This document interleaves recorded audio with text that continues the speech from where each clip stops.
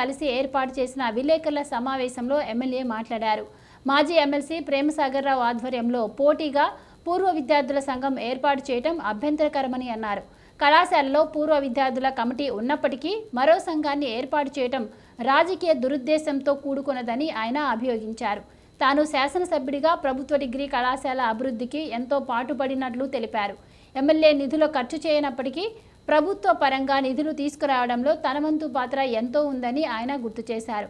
ఇంకా ఈ సమావేశంలో కేవీ ప్రతాప్, జీబీ శేఖర్, పెంట రాజయ్య తదితరులు పాల్గొన్నారు.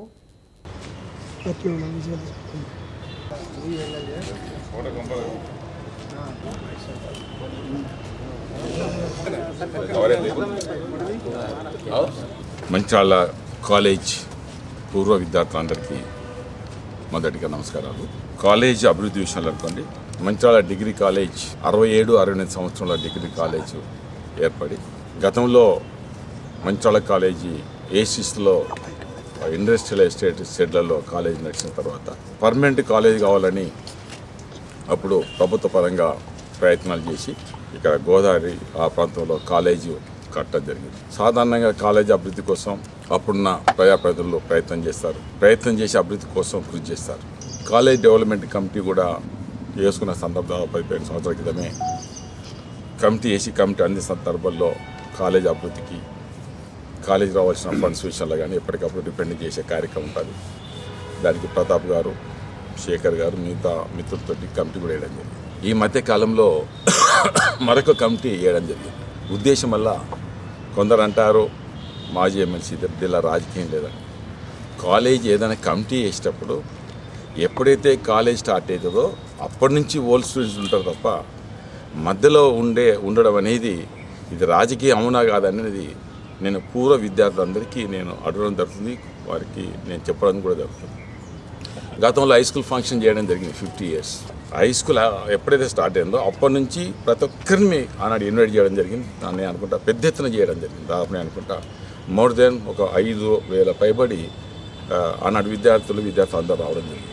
రాజకీయం కాదంటాడు, ఇంట్లో ప్రెస్ మీట్ పెడతాడు, ఇది రాజకీయం సంబంధం అంటారు.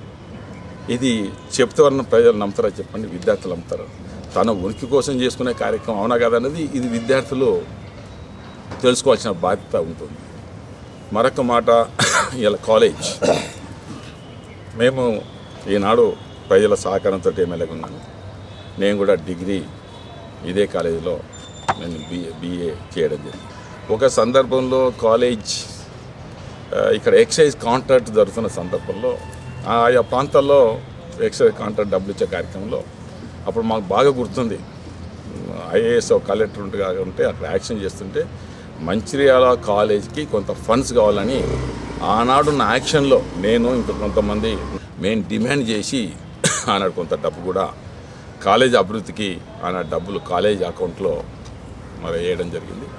చాలా సందర్భాల్లో కాలేజ్ విజిట్ చేసినప్పుడు అదనంగా రూమ్స్ అనుకోండి, కాలేజ్లో ఏదైతే ఎలక్ట్రిఫికేషన్ చెడిపోవడం అనుకోండి, కాంపౌండ్ గోడ అనుకోండి, అదనంగా క్లాస్ రూమ్స్ అనుకోండి, ల్యాబ్ అనుకోండి, టాయిలెట్స్ అనుకోండి, అదేవిధంగా ఉమెన్స్ హాస్టల్ విషయంలో దాదాపు అంటే నేను ఎమ్మెల్యే అయినప్పటి నుంచి నేను చేసిన రిప్రజెంటేషన్ వల్ల ఒకటి రిప్రజెంటేషన్ అయితే పూర్వ విద్యార్థి అయితే ఎమ్మెల్యేగా అవి దాదాపు 5 కోట్ల పైబడి ఈ మధ్య కాలంలో అంటే నేను ఎమ్మెల్యే అయినప్పటి నుంచి దాదాపు 5 కోట్ల పైబడి మన డబ్బులు తేవడం జరిగింది. దాంతో వివిధ విధంగా సందర్భాల్లో ఇంకా భవిష్యత్తులో ఇంకా ఒక్కోసారి ఇంకా అంతకన్నా పెద్ద ఎత్తున డబ్బులు తెచ్చే అవకాశం ఉంటుంది. ఇది కూడా పూర్వ విద్యార్థులు గమనించాలని చెప్పడం జరుగుతుంది. ఒక ఆయన మాజీ ఎమ్మెల్సీ అంటే ఎమ్మెల్యే ఫండే కాదు కదా.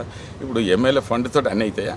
ఒక ఎమ్మెల్యేగా రిప్రజెంట్ చేసి ప్రభుత్వం నుంచి కానీ ఏ రకం ఫండ్ తెచ్చినా ఎమ్మెల్యే తెచ్చినట్టే. అది ఇవన్నీ కాకుండా మరొక మాట అంటాడు మాజీ ఎమ్మెల్సీ, ఏదో ఇది చేస్తారా, ఇది రేపు మన దీనికి శాతవానికి ఏదో బదిలీ అవుతుంది, మరి దాన్ని ఛాలెంజ్ చేయాలని. ఈరోజు ఛాలెంజ్ ఎవరు చేస్తారు?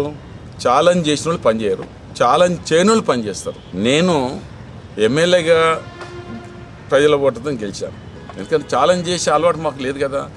మేము ప్రభుత్వంలో ఉన్నాము, ఎమ్మెల్యేగా ఉన్నాము. ప్రభుత్వం లేనప్పుడు కూడా మేము ప్రయత్నం చేసి పనులు చేస్తాం తప్ప ఛాలెంజ్ అంటే ఏంటి? ఛాలెంజ్ నువ్వు 6 ఏళ్ళ నుండి ఏం ఛాలెంజ్ చేసి ఏం చేసినావు చెప్పు. నువ్వు ఛాలెంజ్ చేసి నిలబెట్టుకున్నావు ఒక సందర్భంలో. ఇప్పుడు ఇది పూర్వ విద్యార్థి సంబంధించిన సబ్జెక్టు చెప్పడం జరుగుతుంది, లేకపోతే ఇంకా వేరే విషయాలు నేను చెప్పేటని. 2018 ఒక ఛాలెంజ్ చేసావు, నిలబెట్టుకున్నావా? ఛాలెంజ్ చేసే అలవాటు నీకుంది, నిలబెట్టుకునే అలవాటు కూడా నీకు లేదు. మేము ఛాలెంజ్ చేయకుండా మేము పనిచేస్తామని మాట కూడా చెప్పడం జరుగుతుంది. ఉద్దేశం వల్ల ఏంటిది? ప్రతిదీ రాజకీయ కోణంలో చూస్తున్న సంగతి